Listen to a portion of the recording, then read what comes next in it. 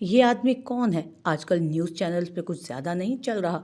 वो टीवी के चैनल्स बदल रहा था जबकि उसका सेक्रेटरी उसके बिल्कुल पास खड़ा था। जी जनाब, इसका नाम ज़रान शाह है।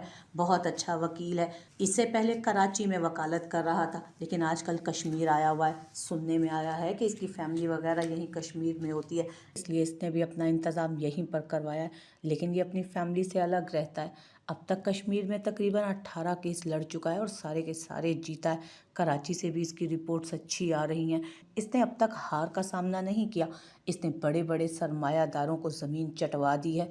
अब तो बड़े से बड़ा वकील इससे पंगा लेने से पहले 1000 बार सोचता है। वो उसे तफसील बता रहा था, जबकि उसने सामने बैठे राशिद साहब को देखा, जो उसके लीगल एडवाइज़र होने के साथ साथ लॉयर भी थे। उसकी तारीफ़ करते करते सेक्रेटरी ने उसकी नज़र के ताक़ुब में अरशद साहब को सर झुकाए हुए गुस्से से मुठ्ठियाँ भींचते देखा। बुलाओ ज़रा, मुझे मिलना है इससे। ऐसे लोगों से बना कर रखनी चाहिए। राशिद साहब, आप क्या कहते हैं, काम आ सकता है मेरे या नहीं? शाह साहब, मुझे 1 महीने का वक्त दें, मैं आपका मसला हल करवा दूंगा।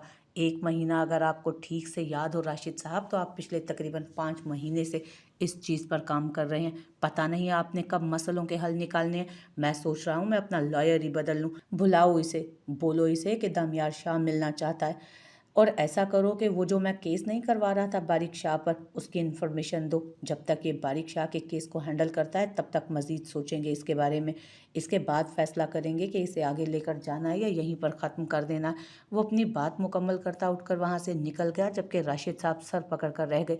राशिद साहब, बैठकर पैसा खाने से बेहतर है कि काम करके इज्जत और हलाल से खाया जाए, वरना आपसे ज़्यादा काबिल लोग यहाँ मौजूद हैं। दामियार का सेक्रेटरी उसे सख्त अल्फाज में कहता वहाँ से निकल गया। आप यहाँ क्या कर रहे हैं? उसने जैसे ही दरवाज़ा खोला, सामने एहसन को देखकर गुस्से से पूछने लगा। रिश्ता लेकर आया हूँ तुम्हारा, अम्मा भी हैं पीछे। उसने पीछे अपनी माँ की तरफ इशारा किया, जो नफ़रत भरी निगाहों से उसे देख रही थी। उसने पूरा दरवाज़ा खोलते हुए उन्हें रास्ता दिया था। अस्सलामुअलैकुम ताई अम्मी, कैसे हैं आप?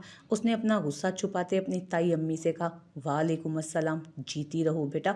दरवाजे पर नहीं खड़े होते, आने वालों को रास्ता दिया जाता है। खैर, अब तुम्हें मैं क्या ही कहूँ, तहजीब तरबियत सिखाने की उम्र में तो तुम्हारी माँ तुम्हें छोड़कर चली गई। अब बेचारा बाप क्या क्या सिखाता। अल्लाह पाक तुम्हारे लिए बेहतरी फरमाएगा। वैसे तो बेहतरी ही लेकर आए हैं हम भी। वो उसके सर पर हाथ रखते हुए अजीब से अंदाज में बोली थी, जबकि न जाने क्यों उसे उनकी नीयत ठीक नहीं लग रही थी। आइए आइए भाभी, कैसे आना हुआ आपका? और एहसन बेटा, तुम कैसे हो? हाजी साहब अपनी भाभी को इतने दिनों बाद अपने घर पर देखकर खुश हो गए थे। ठीक हूँ चाचा जान, हमें क्या होना है, आप बताइए क्या चल रहा है आजकल? वो सामने रखी कुर्सियों पर बैठता अपनी जगह बनाते हुए बोला तो हाजी साहब मुस्कुरा दिए। अरे बेटा, बस वही है ज़िंदगी की रूटीन। सुबह जाते हैं, दुकान खोलते हैं, सारा दिन वहीं पर गुजार कर वापस घर आ जाते हैं। अच्छा छोड़ो, कैसी फजूल बातों में लग गए हो तुम दोनों चाचा भतीजा। मैं ना यहाँ एक ज़रूरी काम के सिलसिले में आई थी। अरूश, बाद में चाय शाय बना लेना, ज़रा इधर आ।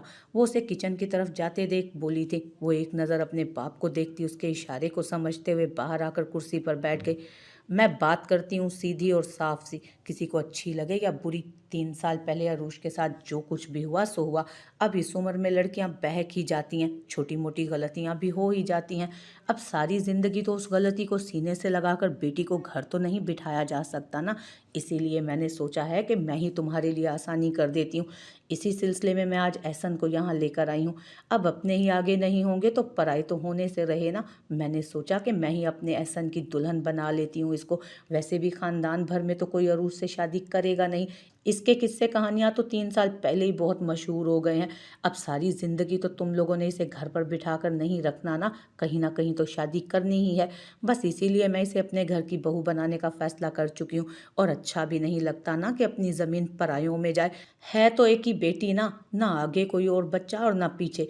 ये घर भी तुम अरूज के नाम कर चुके हो। कल को अगर अरूज की शादी खानदान बरादरी से बाहर हो गई तो ये घर तो जाएगा ही इसके जहेज़ में। और मेरे मियाँ को हरगिज़ मंजूर नहीं कि इसके बाप दादा की ज़मीन परायों में जाए। इसलिए मैंने फ़ैसला किया है कि तुम्हारा बोझ मैं हल्का कर देती हूँ। वो छोटे से बैग में से अंगूठी निकालते हुए बोल रही थी, जबकि अरूश खामोशी से अपने बाप को देख रही थी। ला बेटा, हाथ आगे कर। उन्होंने अरूश की तरफ देखते हुए अपना हाथ आगे बढ़ाया अरूश की तरफ देखते हुए अपना हाथ आगे बढ़ाया था, जबकि एहसन पुरसकून सा कुर्सी पर नीम दराज ये सारे मंजर एंजॉय करता मगरूर अंदाज में उसे देख रहा था। रुक जाइए भाभी, ज़रा मेरी बात भी सुन लीजिए। इतनी जल्दी क्यों है आपको? मैं नहीं जानता? 3 साल पहले के हवाले से मेरी बेटी को शर्मिंदा करने की कोशिश ना करें। अब तक मेरी बेटी पर वो कसूर साबित नहीं हुआ। इस उम्र में बच्चियां बहक जाती हैं, गलतियां हो जाती हैं, लेकिन मेरी बेटी से ऐसी कोई गलती नहीं हुई थी, क्योंकि वो मेरी बेटी है और मेरी बेटी कभी अपने बाप का सर शर्मिंदगी से झुकने दे ही नहीं सकती। और इंशाल्लाह आप लोगों की गलत फहमी भी एक ना एक दिन दूर हो ही जाएगी। अपनी बेटी को अब तक बेकसूर साबित नहीं कर सका हूँ मैं, इसीलिए अपने ख़ानदान बरादरी से ज़रा कट कर अलग हो गया हूँ, ताकि कोई मेरी बेटी को शर्मिंदा ना करे। लेकिन इस तरह मेरे घर आकर इस अंदाज में आप लोग मेरी बेटी का रिश्ता मांग रहे हैं। माफ़ कीजिएगा, मेरी बेटी कोई रास्ते में गिरी पड़ी चीज़ नहीं है जो किसी की भी मांगने पर मैं उसके हवाले कर दूंगा। पहले आप अपने बेटे की तरफ तो देखें। आपके बेटे ने अभी तक एफए तक का तो इम्तहान पास नहीं किया, हालांकि उम्र में वो मेरी बेटी से 10 साल बड़ा है। मेरी बेटी पर एक झूठा इल्ज़ाम क्या लगा? आप लोगों ने तो अपने बेटे को दूध का धुला समझ लिया। शायद आप लोग भूल गए हैं कि आपका ये बेटा 3 दफ़ा पड़ोस में अपनी माँ की उम्र की औरतों के साथ बदकारी करते हुए पकड़ा गया। एक औरत को इसकी वजह से तलाक भी हो गई। आपके बेटे के गुनाहों के तो सबूत भी हैं और गवाह भी। खुदा के लिए मेरी बेटी को बख्श दीजिए। आपके इस नेक बेटे को किसी ने मुंह नहीं लगाया तो आप यहाँ आ गई मेरी बेटी पर कि मेरी बेटी पर इल्ज़ाम लग गया है तो मैं इसे आपके हवाले कर दूं। माफ़ कीजिएगा, मेरी बेटी पर सिर्फ इल्ज़ाम लगा है, साबित नहीं हुआ अब तक। और जब तक मेरी बेटी पर यह बात साबित नहीं हो जाती ना कि इस सारे किस्से में कसूर मेरी बेटी का था, तब तक मेरी बेटी उतनी ही पाक दामन है जितनी हमेशा से थी। जाइए, अपने इस बेटे को ले जाइए और अपने स्टैंडर्ड के किसी घर में इसकी शादी करवा दीजिए। मेरी बेटी को मैंने कब, किसके साथ और क्यों ब्याना है, इसका फैसला मैं खुद कर लूँगा। वो हाथ बांधते हुए उठकर खड़े हो गए। एहसन का तो गुस्से से बुरा हाल हो रहा था, जबकि अरूश कुर्सी के साथ टेक लगाती पुरसकून अंदाज में मुस्कुराई थी। अब अल्लाह अल्लाह, बेटियों के बाप के ऐसे टशन नहीं होते हाजी साहब। बेटियों के बाप हमेशा सर झुकाकर बात करते हैं। वो उठ खड़ी होती, काफ़ी बुलंद आवाज़ में बोली थी, मेरी बेटी मेरा गरूर, मेरा फ़ख्र है, और मैं जब भी उसके बारे में बात करूँगा ना, सर उठा कर करूँगा। उन्होंने अपनी बेटी को खुद से लगाते हुए कहा, जबकि ताई, अम्मी और एहसन गुस्से से घर से बाहर निकल गए। Best father in the world you are dad. वो उनके गाल पर लब रखते हुए उनके सीने में छुप सी गई। No my dear, you are the bestest. वो नरमी से उसके माथे पर लब रखते हुए बोले, इंशाल्लाह बाबा, मैं सब कुछ ठीक कर दूंगी। बस मुझे एक दफ़ा वो लड़का मिल जाए, एक दफ़ा आकर गवाही दे दे, फिर देखना सबके मुंह बंद हो जाएंगे। मैंने पता भी करवाया था उसके बारे में, उसका नाम ही पता चल रहा है सिर्फ, लेकिन आप फिक्र ना करें, एक ना एक दिन मैं उस तक पहुंच ज़रूर जाऊंगी। वो यकीन से बोली, जबकि बाबा ने मुस्कुरा कर उसे खुद से लगा लिया था। इंशाल्लाह एक दिन वो लड़का हमें मिल जाएगा और हम सबके सामने तुम्हें बेकसूर साबित कर देंगे। वो उसे दिल से दुआ दे रहे थे। उनकी बेटी के दामन पर सिर्फ एक ही दाग था, और उस दाग को साफ करने के लिए उन्हें उस लड़के की ज़रूरत थी जो पता नहीं कहाँ चला गया था, लेकिन उन्हें यकीन था कि एक ना एक दिन वो लड़का ज़रूर उन्हें मिलेगा। चाय पी लीजिए, वो कप पास रखते हुए बोली थी। उसने सिर्फ हाँ में गर्दन हिलाई, बोला कुछ नहीं। वो बारीक, दरअसल वो कुछ बोलने की कोशिश करते हुए बेड के कोने में बैठ गई। उसने बस एक नज़र लैपटॉप से हटाकर उसे देखा और फिर अपने काम में मसरूफ़ हो गया। बोलो। उसके बात अधूरी छोड़ने पर वो फिर से मसरूफ़ अंदाज में बोला, मैं चाय ठंडी हो गई है, मैं दोबारा गर्म करके लाती हूँ। वो ना बाहर दरवाजे पर देर हो गई तभी ठंडी हो गई, मैं 2 मिनट में गर्म करके लाती हूँ। रहने दो ज़हरीश, मैं पी लूँगा ऐसे ही, इट्स ओके। वो मुस्कुरा कर कहता कप उठा चुका था। ठंडी पीने की क्या ज़रूरत है, मैं गर्म करके लाती हूँ ना। वो फिर से उसे देखते हुए बोली, इट्स ओके, तुम यहाँ आओ, आराम करो, मुझे थोड़ा काम है, फारिग होने में वक्त लग जाएगा। वो उसकी साइड की तरफ इशारा करते हुए बोला, जबकि वो फर्माबरदारी से हाँ में सर हिलाते हुए चेंज करने के लिए चली गई। ज़ोरिश फ्रेश होकर वापस आई, तब भी वो काम में मसरूफ़ था। शाम को माली बाबा पर इतना चिल्ला क्यों रहे थे आप? बेड पर बैठते वो उससे पूछने लगी। गार्डन की तबाही निकाल दी है उसने। मैंने सुबह भी कहा था कि धूप में रखने वाले पौधों को अलग कर देना और छाँव वालों को अलग, लेकिन उसने सारे एक ही कतार में रख दिए। मैंने वो पौधे मलेशिया से मंगवाए थे और ख़ुद अपने हाथों से लगा कर दिए थे। हालत देखी है तुमने उन पौधों की, तबाही निकल गई है, पता नहीं अब ठीक भी होंगे या नहीं। और अब वो मसरूफ़ अंदाज में फिर से बोलने लगा था, क्यों नहीं होंगे ठीक, मैं ठीक कर लूँगी, आप फिक्र ना करें, मैं कल से खुद उनका ख्याल रखूँगी। वो फ़ौरन बोली, थैंक यू मेरी जान, तुम मेरी हर प्रॉब्लम का हल निकाल देती हो। वो बेख्तियार उसके माथे पर लब रख गया, जबकि वो उसके गिर्द बाजू के साथ सर लगाती ज़रा सी शर्मा कर मुस्कुराई। प्रॉब्लम का हल नहीं निकाल लेती मैं ही आपकी प्रॉब्लम का हल हूँ। वो बड़े नाज से बोली, बिल्कुल जनाब, आप हल ही नहीं बल्कि मेरी जान भी हैं, मैं आपकी जान हूँ ना बारिक। वो उसके गिर्द बाजू डालते हुए बोली, उसके मज़ीद करीब हुई थी। उसकी एक्साइटमेंट पर उसने मुस्कुरा कर उसके चेहरे से बाल हटाए। कोई शक है क्या तुम्हें? वो उसके लबों पर आहिस्ता से अंगूठा फेरते हुए उसके चेहरे में खोता चला जा रहा था। मैं आपको बहुत प्यारी लगती हूँ ना? वो मज़ीद उसके पास हुई। उसके गुस्से का ग्राफ उतना कम देखकर वो अपने मतलब पर आई, बहुत बहुत बहुत ज़्यादा। उसकी नीयत बदलती जा रही थी। फिर आप मेरी बात भी मानेंगे ना? मनवा लो। वो सांस रोके उसे महसूस करती आंखें बंद कर गई, जबकि वो पीछे हटता उसके माथे के साथ अपना माथा टिका चुका था। चले मेरे साथ डील करें कि अगले 10 मिनट तक मैं जो भी कहूँगी आप मेरी सारी बातें मानेंगे। वो गहरा सांस लेते बोली, 10 मिनट क्या, मैं तो आने वाले 10 साल तक तुम्हारी हर बात मानने को तैयार हूँ। ओह, एक बार फिर से वो उसके चेहरे पर झुकता चला गया तो ज़ोहरीश के गाल लाल होने लगे। पहले बात करने देना, वो मिन्नत भरे लहजे में बोली। आने वाले 10 साल तुम्हारे, जल्दी बोलो अपनी बात। वो बड़ी बेबाकी से बोला था, नहीं, मुझे सिर्फ 10 मिनट चाहिए, असली वाले, जिसमें आप मेरी कोई बात रद्द नहीं करेंगे। उसने फ़ौरन से कहा था, जबकि अब वो आहिस्ता आहिस्ता उसके 10 मिनट्स की गहराई जानने पर आ गया था। और इन 10 मिनट में तुम कोई फजूल किस्म की बात नहीं करोगी? वो सवालिया अंदाज में बोला। अरे ये क्या बात हुई, मेरे 10 मिनट में मैं फ़जूल बातें करूं या काम की, उससे आपका कोई लेना देना नहीं होना चाहिए। आप डील करें मेरे साथ।